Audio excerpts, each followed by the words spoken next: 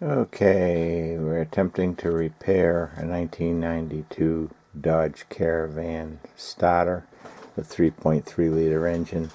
This, I believe, is a Denso starter used on a lot of other cars, Subaru, Toyota, a few others. The reason for it failing is inside the solenoid case. There's a plunger that fits this plunger here. Goes up inside this hole, and the copper collar around it makes contact with these copper contacts. There's this larger curve-shaped one that I've got in my hand that I removed from the one that's actually on the van now, and there's another one up inside the hole there that's smaller. Now, one thing I've noticed, I can probably repair this with it still on the engine, because it's a very difficult part to remove from the engine.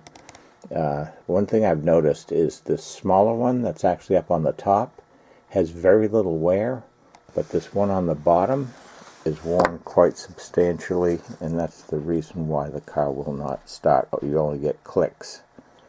What I'm going to do, instead of replacing this piece, I'm going to clean it up good and come up with a thickness of copper that I can put in there and shape it, and then I'm going to solder it to the existing piece here. Now, the solder is going to be underneath the copper, so the plunger is not actually going to be contacting the solder, just the copper. And since it's a very momentary connection, it's not going to melt the solder and fall off. I've done this before, and it worked out fine. So one of the problems I ran into is taking this cover off the back, and mind you, I took this off with the starter on the vehicle. One of the screws, the head snapped off when I was taking it off, and what I did, fortunately, I was able to cut a slot in the remaining part of the screw and was able to take a regular Craftsman small screwdriver, and after hitting this with some WD-40 or I use PB Blaster, let it set for a couple of minutes, the screw threaded part came right out. Quite fortunate for me. That saves me from pulling this thing off of the engine. Okay, I'm gonna do some other shots of the starter dismantle while it's on the engine, and after I build up the copper on this piece. Here's defective copper contact that I've removed from the 92 Caravan, and here is the bolt that goes through. You can see that it's got splines on it to hold and grip this contact piece. I also noticed that the threads were kind of goofed up. The nuts were fairly hard to take off. So I'm running a metric tap. It's an 8mm 1.25, and it's easy to just grab a hold of this with your hand and run it over the threads just to clean them up a bit. Now I'm going to proceed to build up that missing copper there. Got to find a piece of copper stock that I can cut to fit in that trench, and then I'm going to solder it in. Now you would probably think, where would you ever get a piece of copper that would fit in that trench to repair this contact for the 92 Dodge Caravan starter? It's simple. You probably even got it laying around your house. This is a piece of number 10 bare copper wire.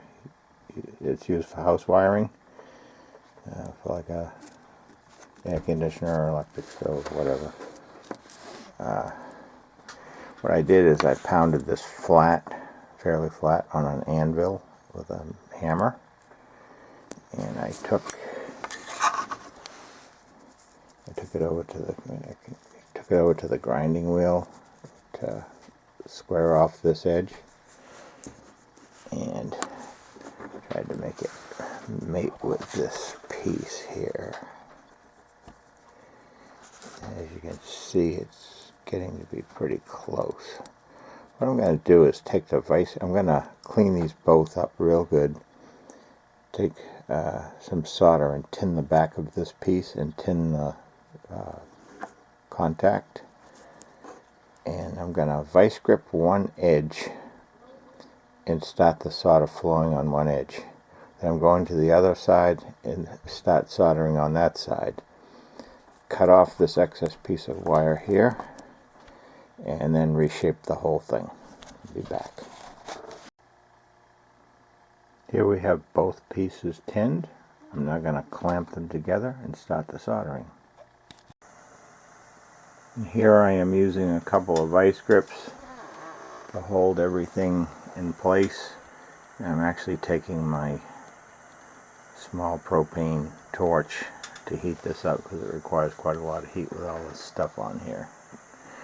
Okay, I'm going to continue on. Okay, here's the piece that I've soldered the flattened out piece of number 10 copper wire onto. Solder sweated in pretty good.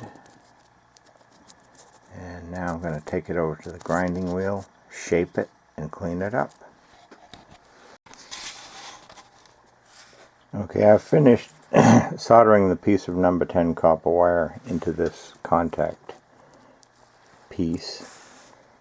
I've soldered it in there. One thing to keep in mind, solder melts at a very low temperature.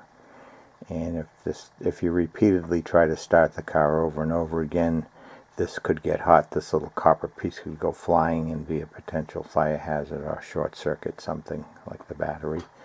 I've had good luck with it, doing it this way. I've done it on at least one other car I own.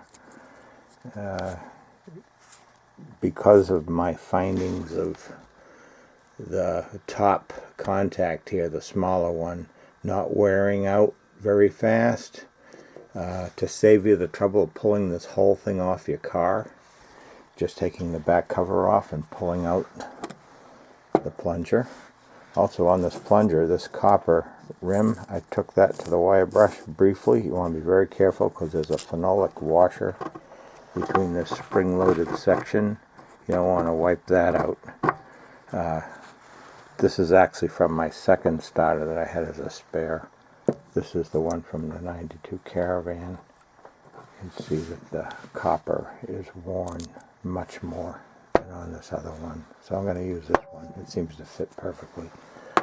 Alright. I've noticed in other videos they say do not lubricate these pieces. I would say just clean them up. Good. And I'm going to take this out. First I'm going to take a small video of the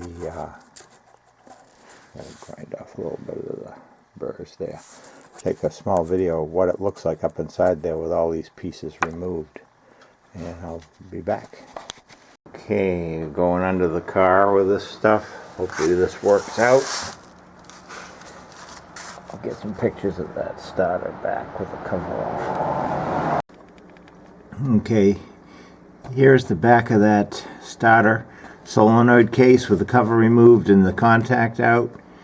Everything's still on the vehicle. I did not take the top contact piece out, but I'm going to go in there with a little piece of steel wool and clean that contact first and then reassemble this. There it is, all back in there. And we're going to take this car off the jack, hopefully with me not under it, and give this thing a try. Okay, I've got it all back together, down off the jack. Now here's the test. Whoa. I'm happy. The Dodge rides again.